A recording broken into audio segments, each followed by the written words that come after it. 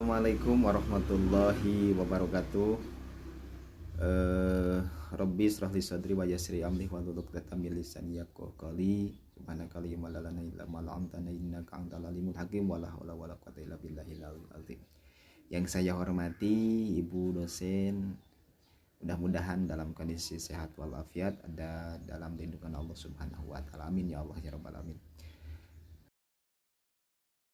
Yang presentasikan tentang mata kuliah supervisi manajerial, yaitu adalah dengan berjudul implementasi supervisi manajerial dalam meningkatkan kinerja sekolah di SDN Cibarengkok. Adapun abstraknya, fokus tulisan ini adalah menganalisis pentingnya supervisi manajerial dalam meningkatkan kinerja sekolah. Adapun metode di penelitian menggunakan kualitatif studi kasus. Instrumen penelitian menggunakan wawancara, respondennya adalah pengawas, kepala sekolah, dan guru. Adapun teknik analisis data meliputi pengumpulan data, reduksi data, display data, dan verifikasi data. Berdasarkan hasil penelitian dapat disimpulkan bahwa supervisor memegang peranan yang sangat strategis dalam menjalankan fungsi supervisi manajerial di sekolah SDN Cibarengkok. Sebagai supervisor manajerial sekolah, dituntut untuk memiliki pengetahuan, sikap, keterampilan dalam manajemen dan kepemimpinan sehingga dapat berperan dan berfungsi dalam membantu kepala sekolah atau membantu kepala sekolah dalam mengelola sumber daya sekolah di SDN Cibarengkok khususnya secara efisien dan efektif. Adapun latar belakang, supervisi pendidikan merupakan bantuan dan bimbingan guru untuk membantu mengatasi dan memecahkan masalah yang dihadapi guru. Supervisor pendidikan dituntut memiliki kompetensi sehingga dapat memberi petunjuk dan arahan kepada guru. Ini tercantum dalam Quran surah Sajadah ayat 24. A'udzubillahi minasyaitonirrajim. Bismillahirrahmanirrahim. Wa ja'alna minhum ayyamata yahduna bi amrina lamma sabaru wa kanu bi ayatina yuqinun. Sadaqallahul adzim, yang artinya, dan kami jadikan di antara mereka itu pemimpin-pemimpin yang memberi petunjuk dengan perintah kami ketika mereka sabar. Mereka meyakini ayat-ayat kami.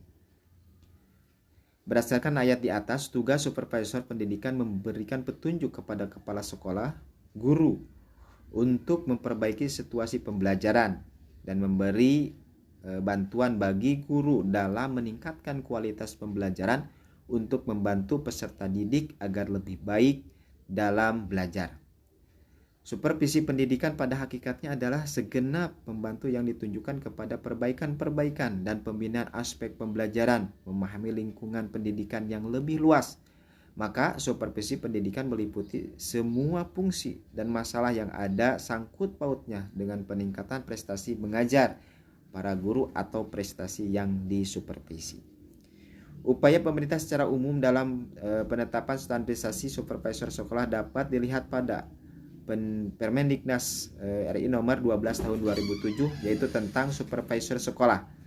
Adapun terdapat poin penting, yakni adanya 6 kompetensi supervisor sekolah yang terdiri atas kompetensi kepribadian, kompetensi supervisi akademik, kompetensi supervisi manajerial, kompetensi evaluasi pendidikan, kompetensi penelitian dan pengembangan, serta kompetensi sosial. Supervisi pendidikan merupakan tindak lanjut dari kontrol dan inspeksi dilaksanakan berdasarkan data yang telah ditemukan sebelumnya. Upaya pemerintah secara umum dalam menetapkan standar supervisor sekolah dapat dilihat pada Permendiknas RI nomor 12 tahun 2007, yaitu tentang supervisor sekolah. Adapun terdapat poin penting, yakni adanya 6 kompetensi supervisor sekolah yang terdiri atas kompetensi kepribadian, kompetensi supervisi akademik, kompetensi supervisi manajerial, kompetensi evaluasi pendidikan, kompetensi penelitian dan pengembangan, serta kompetensi sosial. Dari data penjelasan di atas, maka yang akan dikaji adalah yang pertama, bagaimana pengertian supervisi manajerial. Yang kedua, bagaimana prinsip-prinsip supervisi manajerial di sekolah SDN Cibarengkok. 3, bagaimana metode dan teknik supervisi manajerial di SDN Cibarengkok. Yang keempat, bagaimana materi supervisi manajerial di SDN Cibarengkok. Adapun metode penelitian menggunakan qualitative study kasus. Instrumen penelitian menggunakan wawancara. Adapun responden penelitian pengawas, kepala sekolah, dan guru. Teknik analisis data meliputi pengumpulan data, reduksi data, display data, dan evaluasi data. Hasil penelitian yang pertama, perencanaan supervisi akademik dan manajerial pengawas dimulai dengan pembuatan program tahunan dan program semester pengawasan, membuat instrumen observasi dan administrasi proses pembelajaran, instrumen observasi rencana pelaksanaan pembelajaran, serta instrumen pelaksanaan pembelajaran di kelas. Kedua, pelaksanaan supervisi dilakukan melalui kunjungan kelas, penyampaian hasil supervisi, dan program tindak lanjut supervisi. Dan yang ketiga, supervisi akademik dan manajerial berpengaruh terhadap peningkatan kinerja guru dalam membuat rencana pelaksanaan pembelajaran, optimalisasi dan maksimalisasi proses pembelajaran guru. Keberhasilan supervisi manajerial dan akademik menciptakan iklim pembelajaran yang kondusif. Pembahasan supervisi manajerial. Supervisi adalah kegiatan yang dilakukan oleh pengawas satuan pendidikan dalam rangka membantu kepala sekolah, guru, dan tenaga kependidikan lainnya guna meningkatkan mutu dan efektivitas penyelenggaraan pendidikan dan pembelajaran. Supervisi ditunjukkan pada dua aspek, yakni manajerial dan akademik. Kemudian dalam pelaksanaan fungsi supervisi manajerial, pengawas sekolah berperan sebagai 1. Kolaborator dan negosiator dalam proses perencanaan, koordinasi, pengembangan manajer sekolah. Dan kedua, asesor dalam mengidentifikasi kelemahan dan menganalisis potensi sekolah.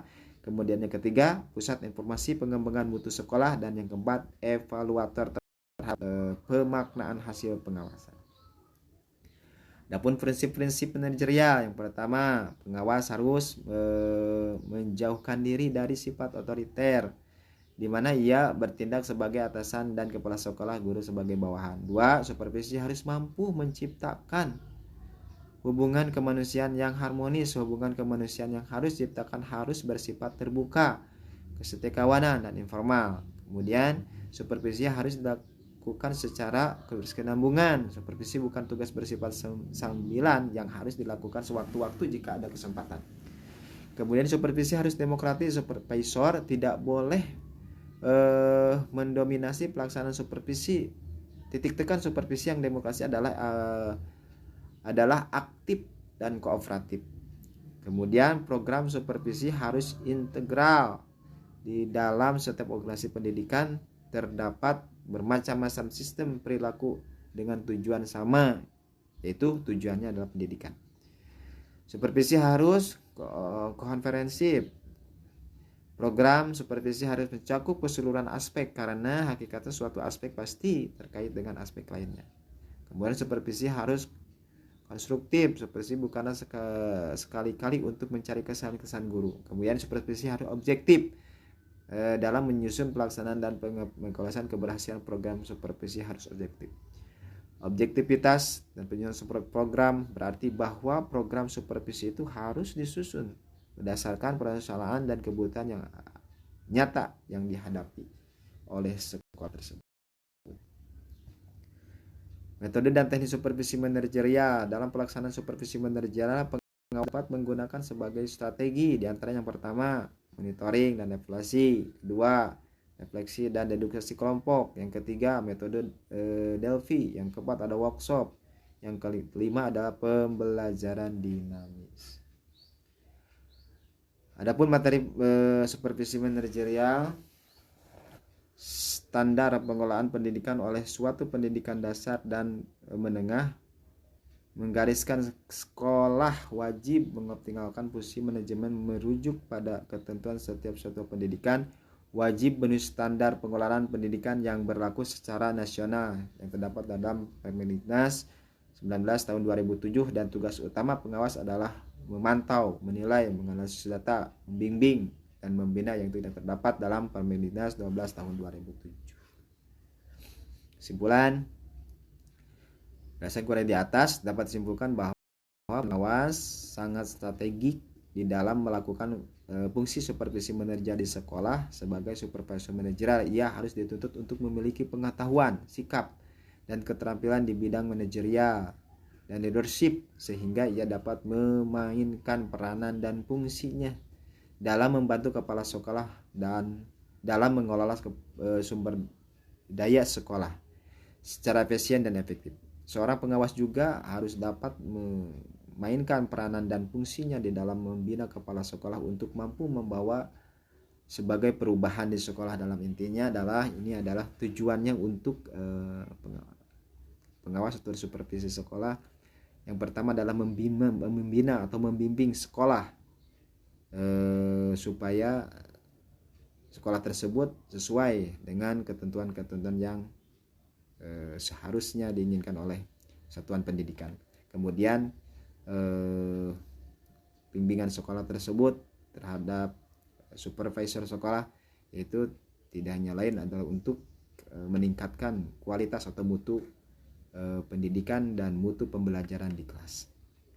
Adapun kepemimpinan kepala sekolah dalam mentransformasikan perubahan organisasi sekolah merupakan peranan yang sangat penting. Dengan demikian, pengawas sekolah dituntut memiliki pengetahuan dan wawasan yang untuk membina kepala sekolah di bidang leadership yang dapat menciptakan iklim dan budaya sekolah yang kondusif bagi proses pembelajaran sehingga mencapai kinerja kepala sekolah dan prestasi siswa yang maksimal. Untuk itu, sudah sepatutnya peraturan tentang kriteria seorang pengawas segera diterapkan memperbaiki tatanan pendidikan pada umumnya dan pengembangan sekolah pada khususnya. Pada intinya adalah kesimpulan dari pembahasan kali ini adalah tujuannya untuk membimbing sekolah oleh pengawas, kemudian membimbing sekolah agar tercapai tujuan yang diharapkan oleh satuan pendidikan, yaitu adalah sekolah yang mempunyai mutu yang berkualitas dan pembelajaran di kelas yang